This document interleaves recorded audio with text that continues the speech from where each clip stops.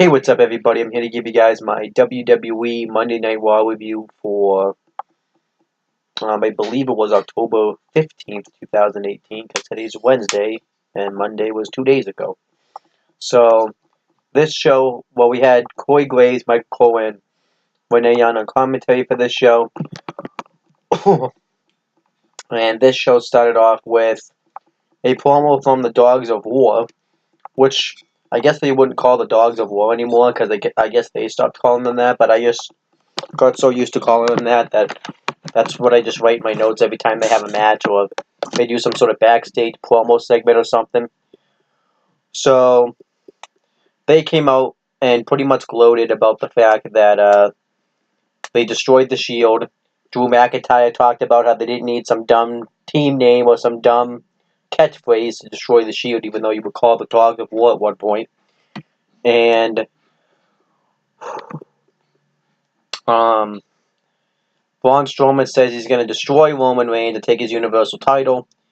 And we had found out previously to this that we were going to have two World Cup qualifying matches. It was going to be Dean Ambrose versus Dolph Ziggler and Drew McIntyre versus Seth Rollins. So McIntyre and Ziggler say that they're going to defeat their opponents and qualify for the World Cup.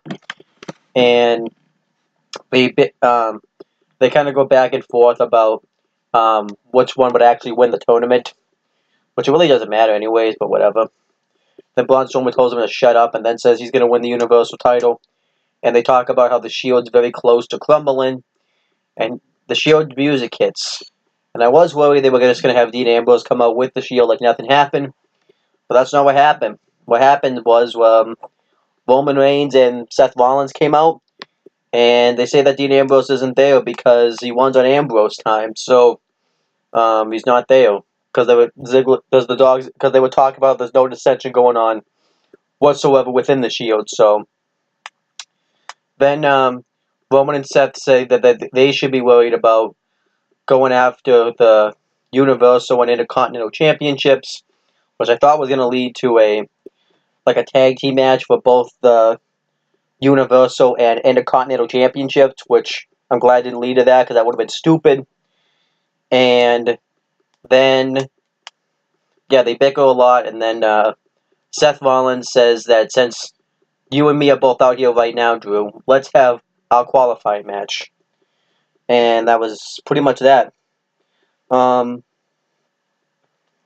Overall, I thought the segment was good. I thought it was a nice way to open the show. Then you had the first match on the show was the World Cup qualifying match, Seth Rollins versus Drew McIntyre. I thought this match was really good. It's really kind of tough, though, because we've seen this match like 3,000 times, and we're probably going to see it 3,000 more times, I have a feeling. So, whatever. Drew McIntyre and Seth Rollins go back and forth, and McIntyre pulls up the ring apron, and Seth Rollins attacks Drew McIntyre, and Dolph Ziggler runs out and runs distraction from Seth Rollins, and McIntyre pulls Rollins into the support beams that hold the ring together underneath the ring. I don't know what they're called, so I'm just gonna call them the support beams. And then McIntyre takes control of the matchup. Seth Rollins makes his comeback. It's a slim blade. He did his superplex from the top, and instead of himself doing the Falcon Arrow, Drew McIntyre himself hit a Falcon Arrow of his own, which I thought was a nice spot.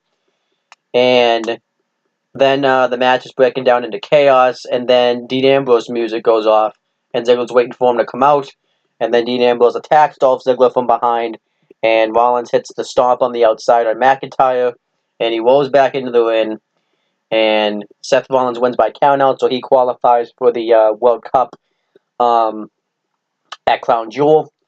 And Ambrose and Rollins celebrating was supposed to have thought that there was no dissension going on in the Shield. More on that later, though. But yeah, also we got to mention too that WWE didn't mention where Crown Jewel is going to be, and obviously with all the news and stuff going on, why would they? Because yeah. Then the Shield were backstage, and they were all happy. Everything seemed like it was all fine. But then they start calling Dean Ambrose a lunatic, and Dean Ambrose took offense to that and said that he's going to go get ready for his match and do things his way. I actually kind of like this. This was a nice little seed to plant for Dean Ambrose turning heel, so I like this. And then the Brothers of Destruction cut a promo kind of backstage, even though it kind of seemed like it was like at the bottom, at the ruins of the arena. And I thought this promo was very well done. I thought it was awesome. And they talk about how DX disrespected them when they cheated to beat The Undertaker at Super Showdown. Undertaker says that that they're going to destroy DX to the point where Triple H will go back to the boardroom. And Kane says that the reason that Shawn Michaels stayed out of retirement was because of fear. And that at Crown Jewel, they're going to make DX rest in peace. But I really like the visuals of the way this promo looked. I thought it looked very cool. So I like this a lot. Then we had Ember Moon and Nia Jax versus Dana Brooke and Tamina Snuka. Tamina Snuka just randomly returns on Raw. And I guess it's good timing since Evolution's coming up. But she just randomly comes back, randomly on Raw, which was kind of weak.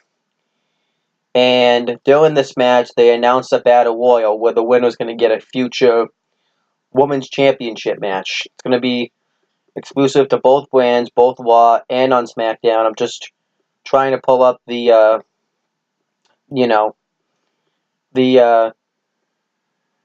trying to pull up the match card for Evolution so I can see who's in it. Hold on, give me a second. I almost have it. I thought I forgot that I was going to need to have this prepared, so.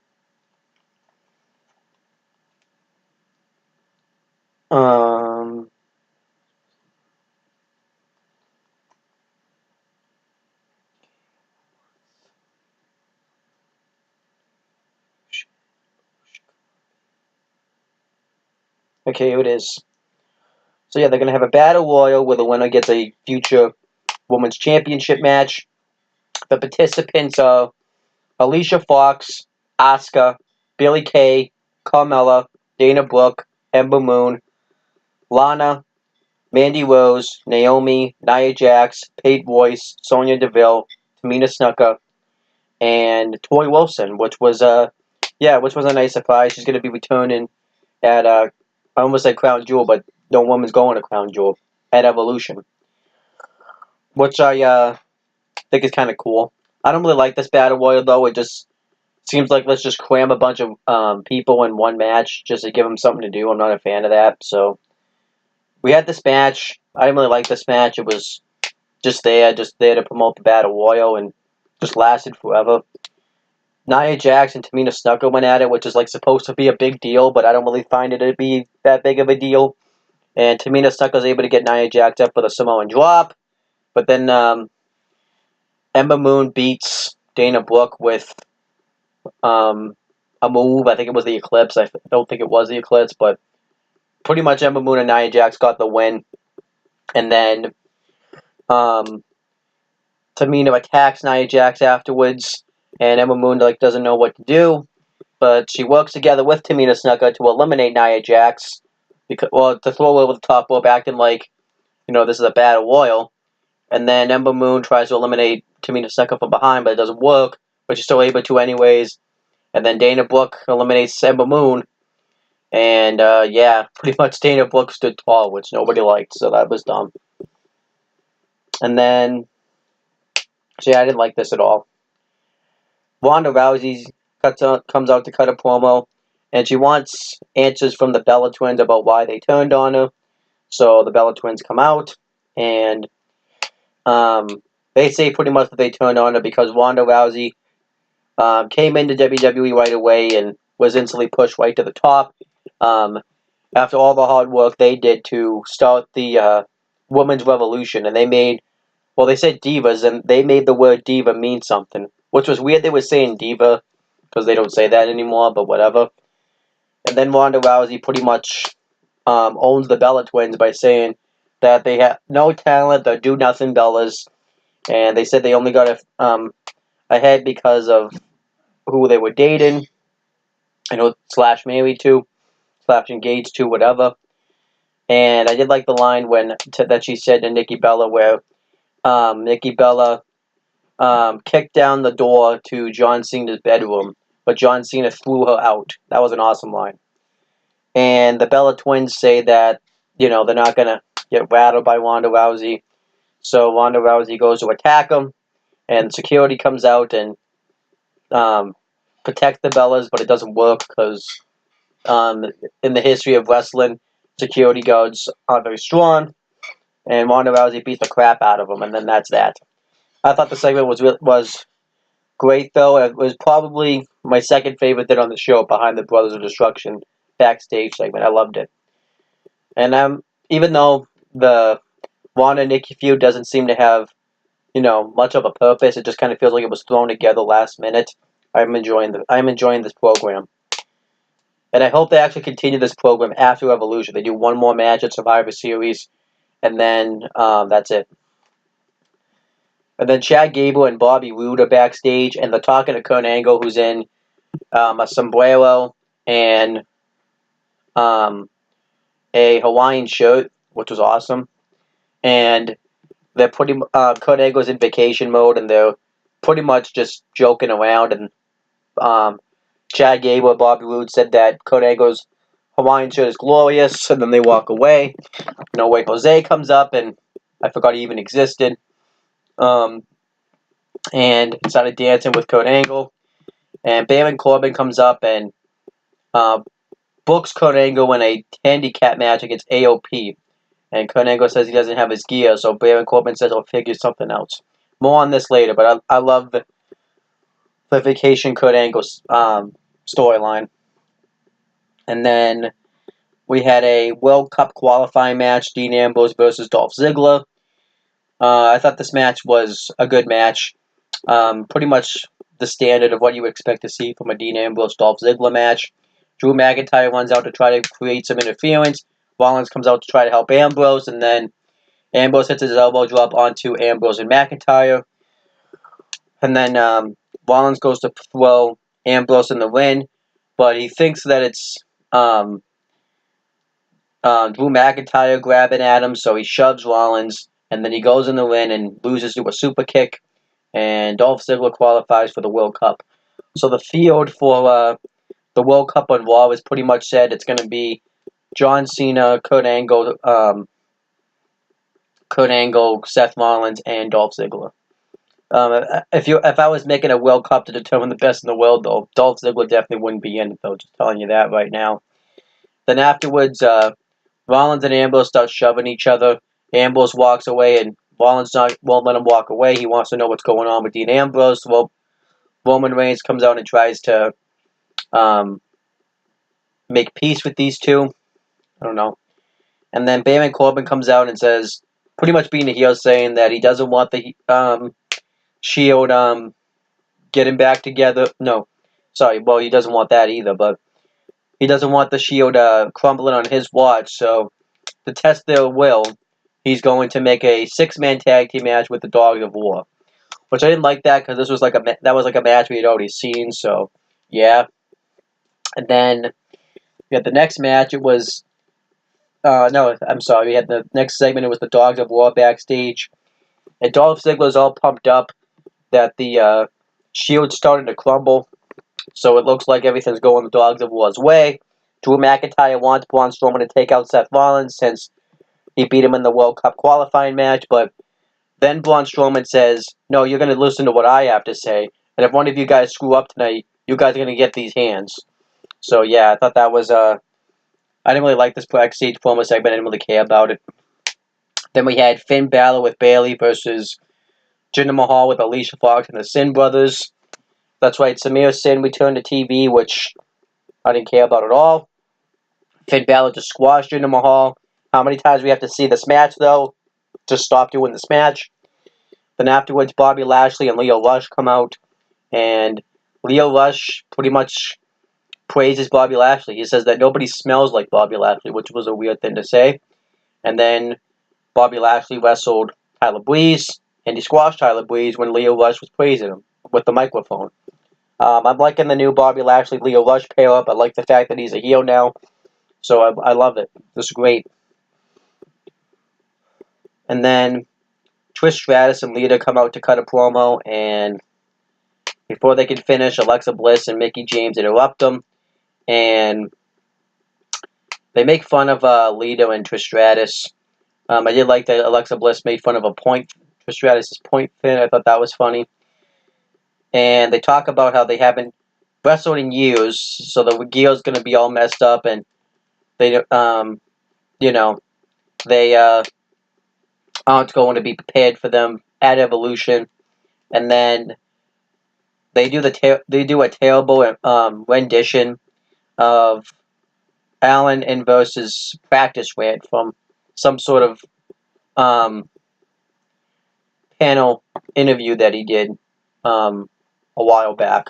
I only know about this because someone sent me the link on Facebook, so yeah, but this segment was very weird, very awkward, so I didn't really care for it. And then we had a handicap match. It was Kurt Angle versus AOP with Drake Maverick inside. And we find out this really isn't Kurt Angle because he messed up putting the ankle lock on, I think it was Akam, I didn't really check.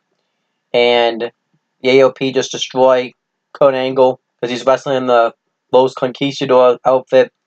And they hit the powerbomb neckbreaker combo on him for the win. And then the Barry Club was out there watching. They unmask him. We find out it's not Kurt Angle. It's just some random jobber. And Kurt Angle hits an angle slam on Barry Corbin on the stage. I thought this was quite nice, though. I loved it. I thought it was great. And then earlier in the night, the Wyatt Squad poked fun at Bayley. I didn't really care about that, but I forgot to mention it, so yeah. And then they destroyed Natalia's locker room and poured ketchup and mustard on it. Why, I don't know. And then Ruby Riott with Liv Morgan and Sarah Logan wrestled Natalya. And whatever. Natalya says that she brought backup. It was Bayley and Sasha Banks. Sasha Banks returned and nobody cared. And Natalya wins by DQ, and then they fight off the Wyatt Squad. I'm not even going to waste my time talking about this more than I need to. Then Elias is backstage, and somebody didn't get him his green guitar pick, and he pulls it right out of his hair and says, "That was a test, and you failed," and then he walks away. I love that segment. I thought that was funny. And then Elias does his concert. I thought it was great. Obviously, Elias does it very well. And then who interrupts him? None other than Apollo Crews, which was a surprise. And Apollo Crews says that everybody interrupts Elias, so he just wanted to join the bandwagon. So, Elias makes fun of him, saying that he hasn't been relevant in years. And Apollo Crews says that, yeah, he may not have the talent that Elias has, but he's been overlooked for a couple years now, for months. And he wants to make a statement. So, Elias and Apollo Crews get into a fight, and Apollo Crews drops Elias, and that's that. He picks him up in a gorilla press and just drops him. And I'm excited about this. I hope this means big things for Apollo Crews, but I'm also going to kind of give this a week and see if they just blow it off next week on Raw and just have Elias beat him, because that would be bad. So, we have to wait and see. Then we had the Shield versus the Dogs of War.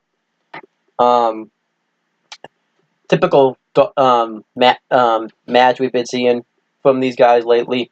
The only difference was they continued to tease the Dean Ambrose heel turn by having them Rollins and Ambrose not get along, having Reigns take all the heat, and Ambrose getting shoved into Rollins, and he nearly laid out Rollins with a dirty deed, but he countered it. Ziggler hit a zigzag on him, and Ambrose kicked out. And then eventually the finish comes when McIntyre actually hit the Claymore kick on Strowman, and Roman Reigns beats Dolph Ziggler with a spear. No, actually, that's how it happens. The Shield triple powerbomb Ziggler and get the win. And the Shield looks like they're going to be fine, but we really have to wait and see on that. Obviously, they could do something with that next week. And then Braun Strowman lays out Dolph Ziggler because he said that if Dolph Ziggler someone messed up, he would lay him out. And then McIntyre, on purpose, hit Strowman with the Claymore kick, and then that was the end of Raw. So the Dogs of War have broken up, which I'm happy about. There really was no point of that faction. I hope this means Strowman's going back to a babyface, but it really doesn't matter. They kind of damaged Strowman a little bit anyway, so whatever. But that was Raw for this week. Overall, I thought Raw was a good show. I enjoyed Raw. I liked the stuff they did with the Shield and the Dogs of War, even though it's starting to get repetitive, but I did like the breakup of the Dogs of War and the tease of Dean Ambrose turning heel. I liked the Bobby Lashley segment. I liked the Ronda Rousey segment. I liked the Kurt Angle stuff. I liked the Brothers of Destruction backstage segment. I liked Elias's promo, and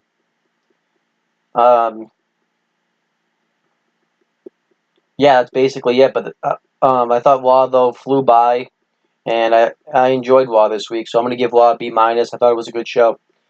But that's pretty much the end of this review. Please make sure you guys like, comment, and share this video so people will watch it. Make sure you guys subscribe to this channel for more content and click on the bell.